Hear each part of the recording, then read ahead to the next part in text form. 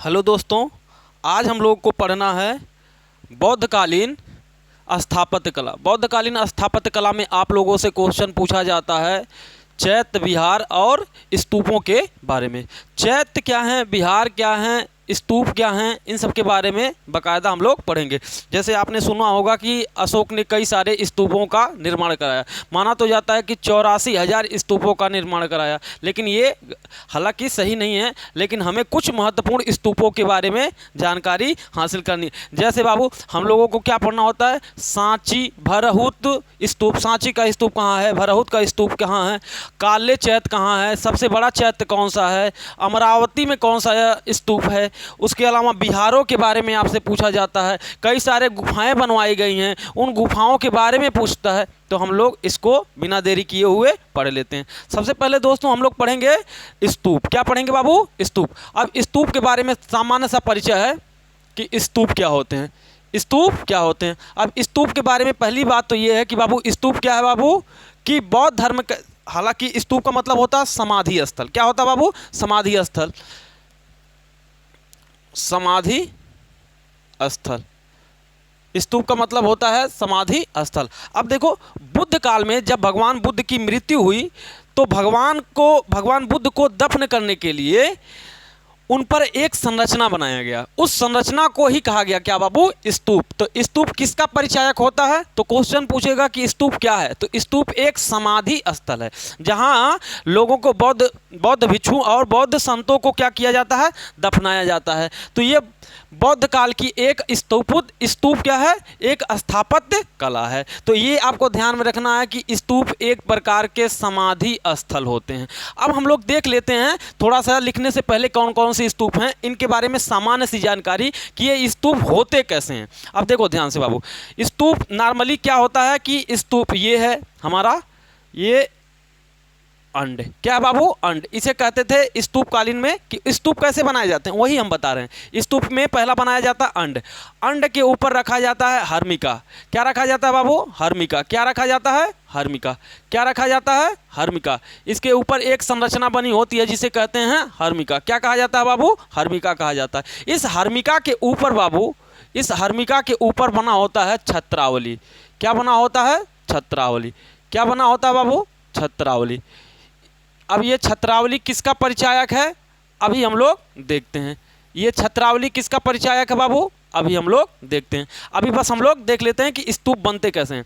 अब देखो ये बीच में क्या रखा जाएगा, जिस बौद्ध भिक्षु को दफन करना है या तो उसके राख रख दो या तो उससे संबंधित वस्तुओं को रख दो। जैसे कि मान लो जो वो अपने जीवन काल में इस्तेमाल किया गया चीज़ है उसे भी रख सकते हो और उसके अवशेषों को भी रख सकते हो। तो ये आपको ध्यान में रखना है। ये क्या है, जहाँ पर उस व्यक्ति से संबंधित चीज़ें दफन की जाएंगी, चाहे वो है खुद ही क्यों ना, उसके शारीरिक अवशेष क्यों ना हो, चाहे वो उसका राख हो, चाहे उसका शरीर हो। तो ये आधार पर बनता था। अब देखो ये स्तूप है, मान लो कि बाबू ये क्या था, स्तूप है, ये स्तूप है। अब स्तूप के चारों तरफ संरचना बनी होती थी। क्या बनी होती थी बाबू, गेट लगाए जाते हैं। एक गेट बना होता था। लेकिन इसमें बौद्ध कालीन में जो स्तूप बने, उस स्तूप के जगह पे जब एक बीच में गेट बनता था बाबू, क्या गेट बनता था, अभी हम आपको बना करके दिखाते हैं। तो पूछा है कि उस गेट का क्या नाम था, तो पहले हम बना लेते हैं तो आपको बताते हैं।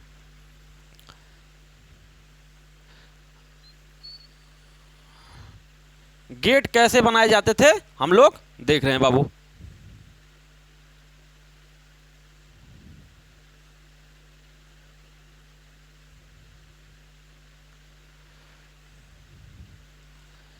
ये है बाबू, इस गेट का नाम है बाबू तोरण द्वार। क्या है बाबू, तोरण द्वार। क्या नाम है बाबू इसका, तोरण द्वार। ये क्या है बाबू, तोरण द्वार। तो ये आपको ध्यान में रखना है कि ये क्या है बाबू, तोरण द्वार है। इसका नाम है तोरण द्वार। इसका नाम है बाबू तोरण द्वार। ये तोरण द्वार है। ये तोरण द्वार लगा होता था इस गेट के, लेकिन इस स्तूप के चारों तरफ से इसे क्या कर दिया जाता था, बाउंड्री बना दी जाती थी। बाउंड्री बना दी जाती थी, उसे कहते थे बाबू, लिखो, उसे वेदिका कहते थे। क्या कहते थे, मान लो कि हम पूरा तो नहीं बना रहे हैं, लेकिन ये हमारी संरचना कुछ ऐसे ही होगी। ठीक है, हमारी संरचना कुछ ऐसे ही होगी। देखो अब क्या है,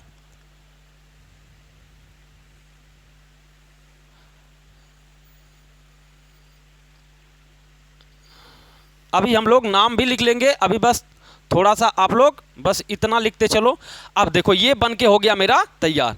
इस जो ये हमारा स्तूप था, मान लो कि ये हमारा जो स्तूप है, ये हमारा स्तूप है, ये हमारा स्तूप है। स्तूप के चारों तरफ से बाउंड्री बनी होती थी जिसे कहते थे वेदिका। क्या कहते थे बाबू? वेदिका। क्या कहते थे? वेदिका। अब वेदिका कैसे बनती थी? इस प्रकार बनती थी। अब वेदिका मान लो एंट्री करने के लिए गेट भी लगाए जाएंगे कि नहीं लगाए जाएंगे? लगाए जाएंगे। तो जो गेट है ये है, इसे कहते थे बाबू तोरण द्वार। क्या कहते थे बाबू? इसे तोरण द्वार। क्या कहते थे बाबू? तोरण द्वार कहते थे। क्या कहते थे बाबू? तोरण द्वार कहते थे। और जो ये गेट लगा था तोरण द्वार के साथ जो लगा हुआ था, गेट के साथ जो लगा हुआ था बाउंड्री, उसे कहते थे वेदिका। क्या कहते थे बाबू? वेदिका कहते थे। क्या कहते थे? वेदिका। ये क्या है बाबू? वेदिका है। ये क्या है? वेदिका है। तो आपको ध्यान रहे बीच में क्या है? स्तूप है। ये क्या बाबू? स्तूप है। इसे क्या कहते हैं? स्तूप। ये पूरा का पूरी संरचना क्या है बाबू? स्तूप है। ये पूरी संरचना क्या है? स्तूप है। और स्तूप को चारों तरफ से क्या ढका होता था? वेदिका के द्वारा। वेदिका जहां पर गेट लगा होता था वेदिका में, उसे कहते थे तोरण द्वार। उसे क्या कहते थे बाबू? तोरण द्वार। अब ध्यान देने वाली बात है ये कि बाबू ये जो चीज है, अब इसकी भी अपनी विशेषता है। अब ये क्या है? जो अंडे की आकार का है बाबू, अर्ध कटोरे के आकार का है, इसे कहते थे अंड। क्या कहते थे बाबू? अंड कहते थे। और ये जो बाबू जालीनुमा संरचना है, इसे कहते थे हर्मिका। क्या कहते थे बाबू? हर्मिका। क्या कहते थे? हर्मिका। और ये जो बाबू छाते की आकार की है, इसे कहते थे छत्रावली। क्या कहते थे? छत्रावली। क्या कहते थे बाबू? छत्रावली। क्या कहते थे बाबू? छत्रावली। अब ध्यान रहे बाबू, आपको पूछा जाएगा आपसे कि बाबू अंड किसकी विशेषता है? तो स्तूप की। हर्मिका किसकी विशेषता है? स्तूप की। छत्रावली किसमें बना होता है? स्तूपों। तो ये बात आपसे ध्यान में रखना। तोरण द्वार किसमें बनाया गया था? स्तूपों में। बाबू वेदिका किसमें बनाई गई थी? स्तूपों में। तो ये चीजें आपको ध्यान में रखना है, भूलना नहीं है कि किसकी संरचना है। ये सारा क्या बाबू? स्तूप की संरचना। बस आपसे पूछ लेगा कि छत्रावली या हर्मिका या अंड या तोरण द्वार या वेदिका, ठीक है ना? पूछ लेगा कि बाबू की इन सब के बारे में कि बताओ तोरण द्वार किसकी संरचना है? तो बौद्धकालीन स्तूपों की संरचना है। क्या बाबू? तोरण द्वार किसमें लगे होते थे? स्तूपों के एंट्री गेट के रूप में लगाए जाते थे। ठीक है बाबू, ये आपको ध्यान में रखना। अब बन गया बाबू, अब इनका मतलब भी हम लोग थोड़ा सा देख लेते हैं कि ये किसका प्रतीक है। जो अंड है ये बाबू शांति का प्रतीक है। किसका बाबू? शांति का प्रतीक है। किसका बाबू? शांति का प्रतीक है। अंड जो है बाबू वो शांति का प्रतीक है। किसका बाबू? अंड जो है वो शांति का प्रतीक है। बाबू हर्मिका किसका प्रतीक है? पवित्रता का प्रतीक है बाबू। पवित्रता का प्रतीक है। पवित्रता का प्रतीक है। प्रतीक है। ठीक है दोस्तों, हर्मिका किसका प्रतीक है बाबू? पवित्रता का प्रतीक है। अंड किसका? शांति का प्रतीक है। और छत्रावली किसका प्रतीक है? बुद्ध के शिक्षाओं का प्रतीक है। किसका बाबू? बुद्धकालीन शिक्षाओं का प्रतीक है। बुद्ध के शिक्षाओं का प्रतीक है। बुद्ध के शिक्षाओं का प्रतीक है। बुद्ध के शिक्षाओं का प्रतीक है। तो ध्यान रहे, प्रतीक है। अब देखो, अब एक इतना सारा कुछ हो गया, ये तीनों ध्यान रखना है। और ये जो बीच में स्थल है बाबू, यही समाधि स्थल होता था। यहीं पर अवशेष रखे जाते थे। इसी अंड के नीचे रखा जाता था। मान लो कि ये कटोरा है, उल्टा कटोरा है, इसी कटोरे के नीचे क्या रखा जाता था? अंड रखा जाता था। क्या रखा जाता बाबू? अंड रखा जाता। तो ये आपको ध्यान में रखना, ये वही चीज है जहां पर पवित्र चीजें रखी जाएंगी। जैसे मान लो कि भगवान बुद्ध की मृत्यु हुई, तो मृत्यु के बाद उनके अवशेषों को यहीं पर क्या किया गया? दफन किया गया। क्या किया गया बाबू? दफन किया गया। तो इसे कहते थे पवित्र सामग्री। क्या कहते थे बाबू? पवित्र सामग्री। पवित्र सामग्री में भाई साहब उनका खुद का शरीर भी हो सकता है, उनके द्वारा इस्तेमाल किए गए चीज हो सकते हैं, उनके राख हो सकते हैं। तो किसी भी रूप में बुद्ध के संबंधित या बुद्ध भिक्षुओं से संबंधित हो सकता है। ये ध्यान में रहे। अब बाबू ये हमने बता दिया कि ये बाबू क्या है? स्तूप है। और उसके अगल बगल चारों तरफ क्या लगे थे? वेदिका और तोरण द्वार लगे थे। अब बाबू मान लो कि ये चारों तरफ से तोरण द्वार है, अब बीच में वेदिका है, तो हाई बिचवा में जो जगह बचा बाबू, हाई बिचवा में जो जगह बचा यही कहलाता था प्रदक्षिणा पथ कहलाता था। क्या कहलाता था बाबू? प्रदक्षिणा पथ कहलाता था। प्रदक्षिणा पथ कहलाता था, प्रदक्षिणा पथ, अर्थात बाबू उसके चारों तरफ घूमने की जो व्यवस्था थी वही क्या कहलाता है? प्रदक्षिणा पथ कहलाता है। अब हम लोग यहाँ तक आ गए, पूरी संरचना समझ लिए बाबू कौन सी? स्तूप की। अब हम लोग देख लेते हैं कि कौन कौन से स्तूप हैं। अब जैसे देखो अशोक ने कई सारे स्तूप बनाए, जैसे अशोक ने कई स्तूप बनवाए, जैसे बाबू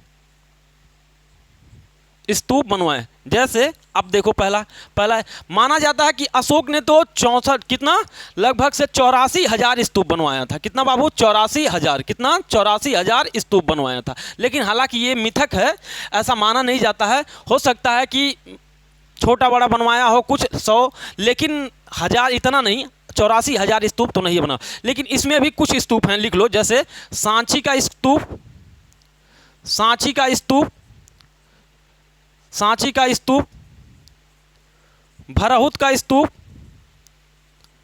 भरहुत का स्तूप, सांची का स्तूप, भरहुत का स्तूप। उसके अलावा लिखो बाबू चौखंडी, चौखंडी स्तूप, स्तूप, ठीक है। तो इसके अलावा एक और है धर्मराज का स्तूप, धर्मराज का स्तूप, ये है धर्मराज का स्तूप। और एक और लिख लो बाबू निगाली सागर स्तूप, कनक मुनि का, ऐसे लिखो, पूरा लिखो, कनक मुनि का निगाली सागर स्तूप, कनक मुनि का निगाली सागर स्तूप, निगाली सागर स्तूप। ये कहाँ पर है बाबू? नेपाल में। कहाँ पर? नेपाल में। और सांची और भरहुत कहाँ पे बाबू? मध्य प्रदेश में। कहाँ बाबू? मध्य प्रदेश में। चौखंडी का स्तूप कहाँ पे? धर्मराज, ये है आपका सारनाथ में। कहाँ बाबू? सारनाथ में, ठीक है, सारनाथ में स्थित है। सांची का स्तूप, भरहुत का स्तूप मध्य प्रदेश में, चौखंडी स्तूप सारनाथ में, कनक मुनि का निगाली सागर स्तूप नेपाल में। ये कौन बनवाया था? ये अशोक के द्वारा बनवाए गए थे। किसके द्वारा बाबू? अशोक के द्वारा बनवाए गए थे।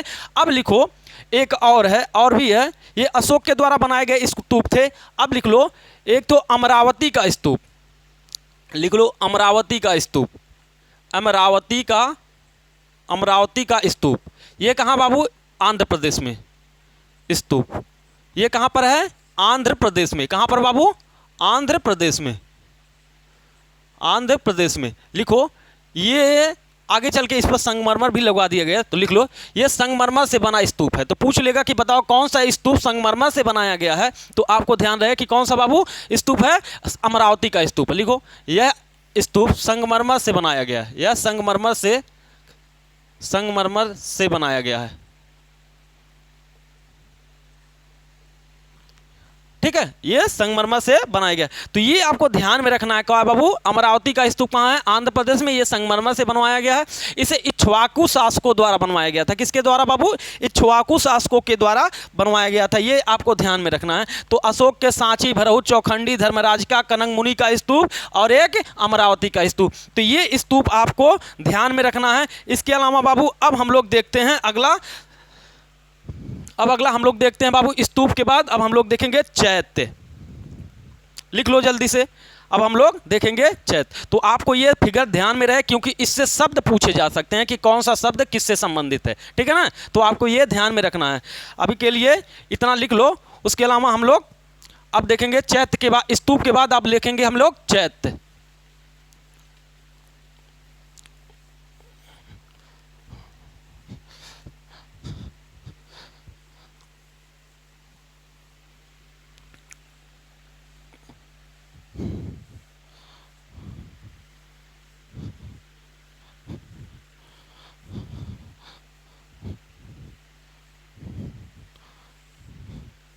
अब चैत्य हम लोग देखते हैं। अब चैत्य क्या है बाबू? ये भी पहली बात तो हमें समझना होगा। लिखो चैत्य, चैत्य, चैत्य क्या है बाबू? लिखो चैत्य मतलब होता है पूजा स्थल।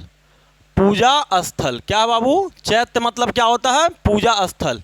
चैत्य मतलब पूजा स्थल। चैत्य का मतलब पूजा स्थल। जहाँ पर बौद्ध भिक्षु पूजा करने जाते थे उस स्थान को कहते थे चैत्य। जहाँ पर पूजा करने जाते थे कौन? बौद्ध भिक्षु, उसे कहते थे पूजा स्थल। अब पूजा स्थल में भी क्या था बाबू? एक बात ध्यान रखने वाली है कि जो चैत्य था यहाँ पर भी किसी बताओ बौद्ध भिक्षु का ही क्या रखा जाता था?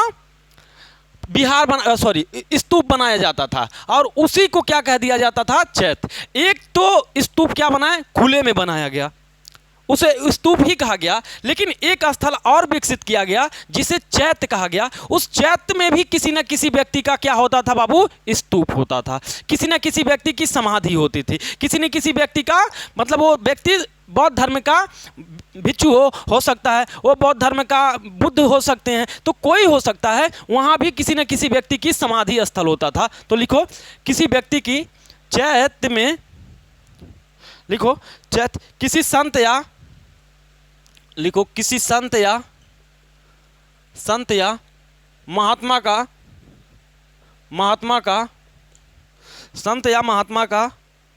समाधि स्थल होता था। समाधि स्थल होता था। क्या होता था बाबू? समाधि स्थल होता था। एक तो हमने देखा कि बाबू क्या था?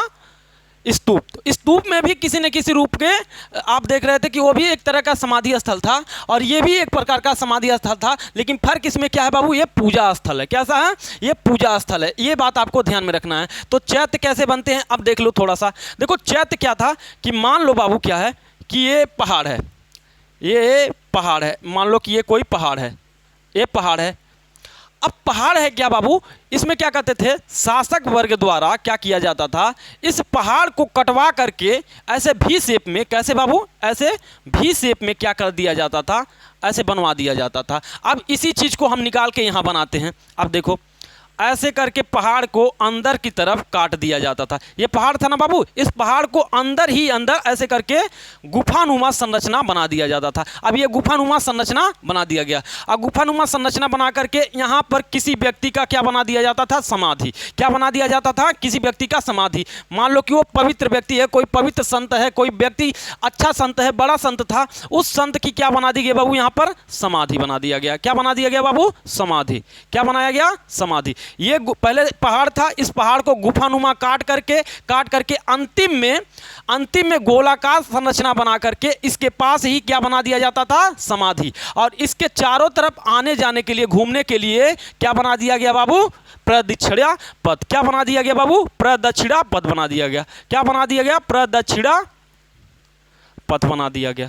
पथ बना दिए गए। अब देखो, अब पहाड़ को काटे हो तो भाई साहब उसमें रोशनी लाने के लिए ऊपर क्या बना दिया जाता था बाबू?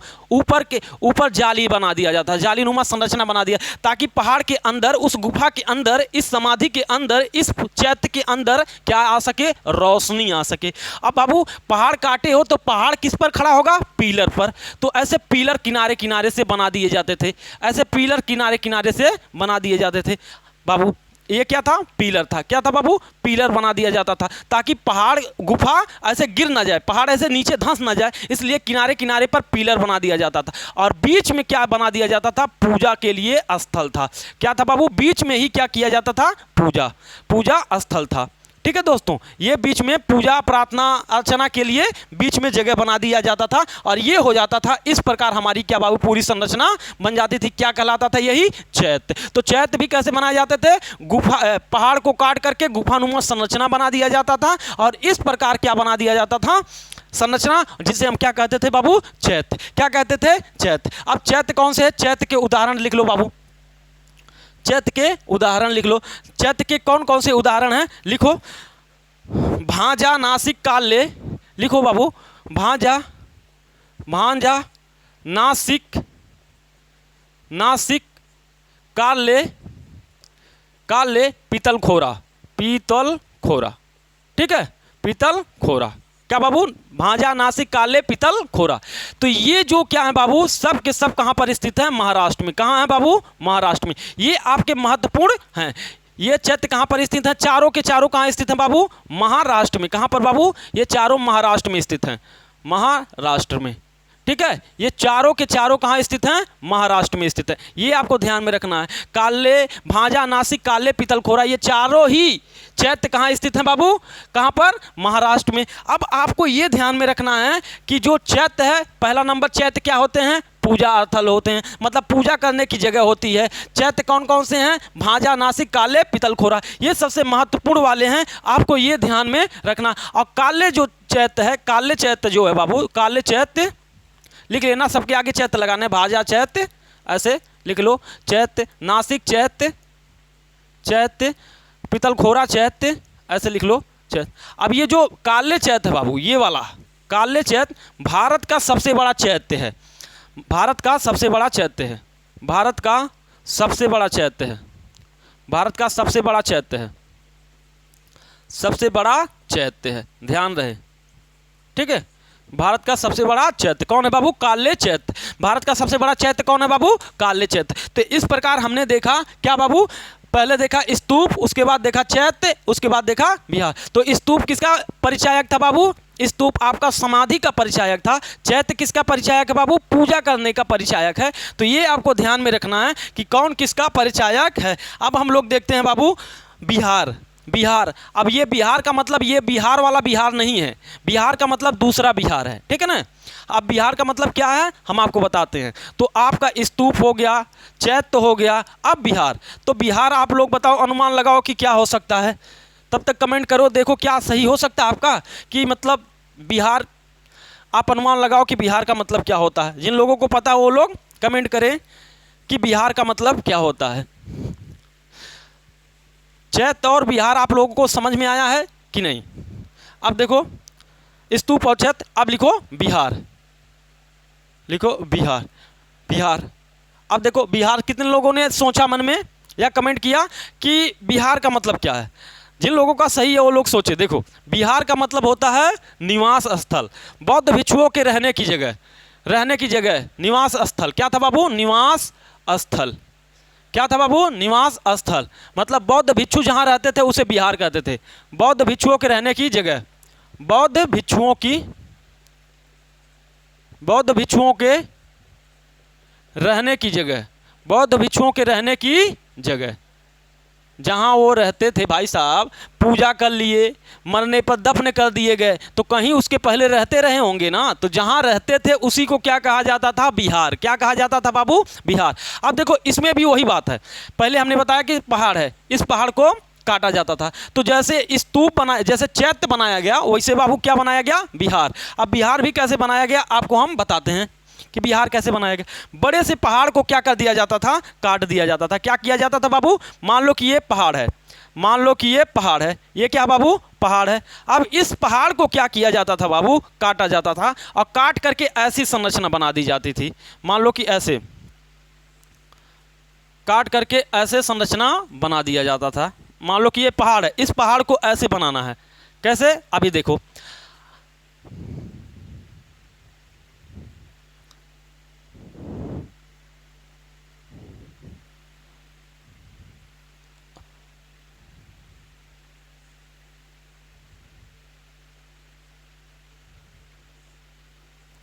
देखो बन रहा है बाबू अपना बिहार।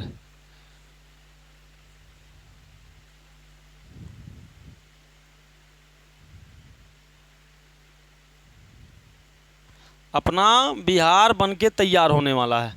बिहार जैसे बन के तैयार हुआ वैसे ही आपका ये टॉपिक भी बन के तैयार हो जाएगा।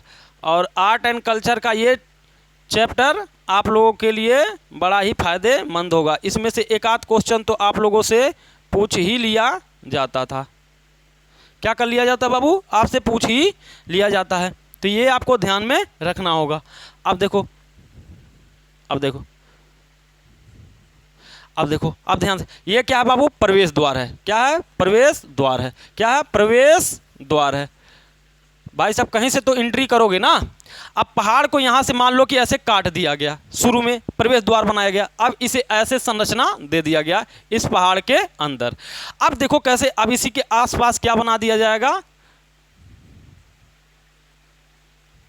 ये क्या है? अब ये सोच रहे होंगे कि ये क्या है भाई साहब, ये क्या है बताते हैं। अब देखो प्रवेश द्वार बनाया गया, अब पहाड़ को ऐसे ये सब काट दिया जाएगा और ये बना दिया गया क्या बाबू, बरामदा। क्या बना दिया गया, बरामदा।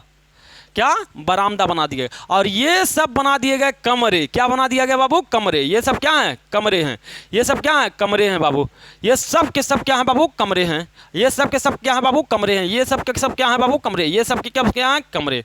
भाई साहब अगल बगल किनारे पर कमरा और बीच में बरामदा और ये आसपास ये सामने से प्रवेश द्वार। एंट्री करो, बरामदे में जाओ, बरामदे से अपने कमरे में जाओ। ये था बाबू क्या, बिहार। ये क्या था बाबू, ये है बिहार। और बिहार भी कैसे बनाया गया था, पहाड़ को काट करके बनाया गया था। कैसे बनाया गया था बाबू, पहाड़ को काट करके बनाया गया था। अब लिखो कि कौन कौन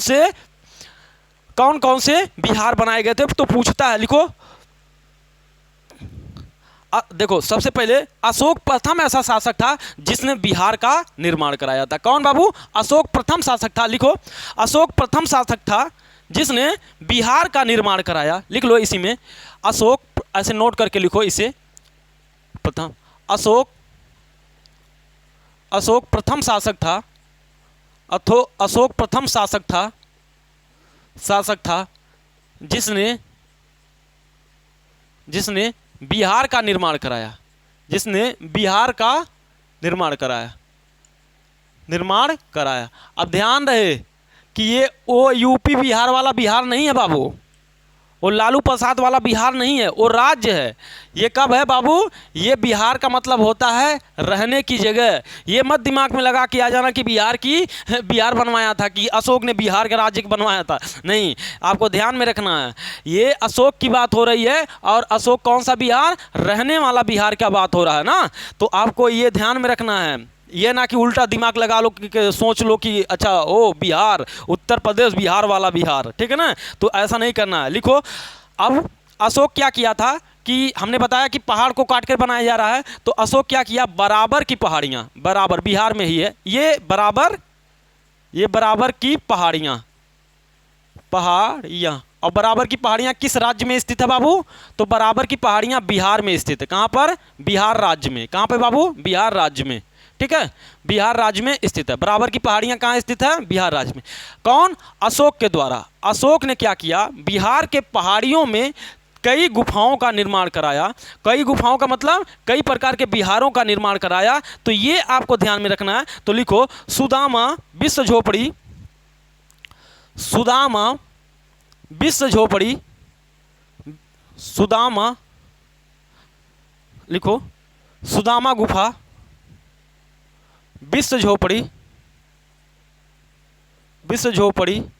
कर्ण चौपड़, सुदामा कर्ण चौपड़, लोमहर्ष,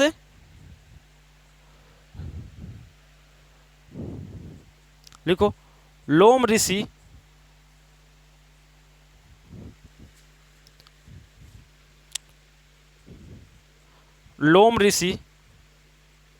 ठीक है। देखो पहला नंबर, अशोक ने बराबर की पहाड़ियों में, देखो ध्यान से, देखो पहले इधर ताको। अशोक ने बराबर की पहाड़ियों में 4 गुफाओं का निर्माण कराया। कितना, 4 गुफाओं को निर्माण कराया। सुदामा गुफा, विश्व झोपड़ी, कर्ण चौपड़ और लोम ऋषि, 4 गुफाओं का निर्माण कराया। उन गुफाओं का नाम क्या रखा, सुदामा गुफा, विश्व झोपड़ी, कर्ण चौपड़ और लोम ऋषि। अब बनवा करके बौद्ध भिक्षुओं को दे दिया रहने के लिए, कि भाई साहब बौद्ध भिक्षु अब तुम इसमें रहो। तो अशोक ने पहली बार क्या बनवाया था बाबू, बिहार का निर्माण कराया था। और दूसरी बात कि अशोक ने बराबर की पहाड़ियों में कितने गुफाओं का निर्माण कराया, 4 गुफाओं का। कितने गुफाओं का, 4 गुफाओं का। सुदामा, विश्व झोपड़ी, कर्ण चौपड़, लोम ऋषि नाम के 4 गुफा बनवाया और बौद्ध भिक्षुओं को दे दिया क्या करने के लिए, कि तुम अब इसमें रहो, कि तुम इसमें अब बाबू क्या करो, रहो। तो ये आपको ध्यान में रखना है कि बिहार के संदर्भ में कि किसने बनवाया था, ये अशोक ने। और लिखो, खारवेल नामक एक शासक था, उसने 2 बनाया था। उदयगिरी एवं खंडगिरी में बनवाया था। उदयगिरी एवं खंडगिरी, उदयगिरी एवं खंडगिरी पहाड़ियों को काट करके गुफा बनवाया था। कौन? खारवेल ने। उदयगिरी और खंडगिरी में गुफा का निर्माण या विहार का निर्माण कौन करवाया था? खारवेल नामक शासक ने। तो ये ध्यान में रहे, उदयगिरी और खंडगिरी में कौन बनवाया? खारवेल ने। बराबर की पहाड़ियों को कौन कटवा करके गुफा बनवाया? अशोक ने। तो इस प्रकार हमारा चैत्य, विहार और स्तूप हो गया बाबू खत्म। और इसमें से 2-1 क्वेश्चन आपको तो मिल ही जाएगा। तो ये आज के लिए इतना ही रखते हैं, फिर हम लोग अगले आर्ट एंड कल्चर का अगला पार्ट देखेंगे। अभी देखेंगे कि विश्वविद्यालय जैसे नालंदा, तक्षशिला, ये सारे पूछे जाते हैं क्वेश्चन। तो आपसे 5-7 हैं, विक्रमशिला, ये सारे यूनिवर्सिटी किसके शासनकाल में स्थापित किया गया? अजंता, एलोरा, पितलखोरा जैसे गुफाएं हैं, इन गुफाओं को, हालांकि इनसे संबंध नहीं है, उनका संबंध पेंटिंग के साथ है, मतलब भित्ति चित्र के साथ है, तो उसके साथ ही हम आपको पढ़ाएंगे। तो वो भी क्वेश्चन पूछा जाता है कि किसके शासनकाल में बना था और इसका संबंध किससे है। हाँ, ठीक है ना, कि किस धर्म से है। तो ये आपसे पूछा जाएगा। अजंता, एलोरा, ये सारे पूछे जाते हैं। तो हम लोग आगे इसे अगले चैप्टर में देखेंगे, अगले वीडियो में देखेंगे। तो आज के लिए ये तीनों ही रखेंगे केवल, और अगले वीडियो में हम लोग उसको देखेंगे। ठीक है दोस्तों।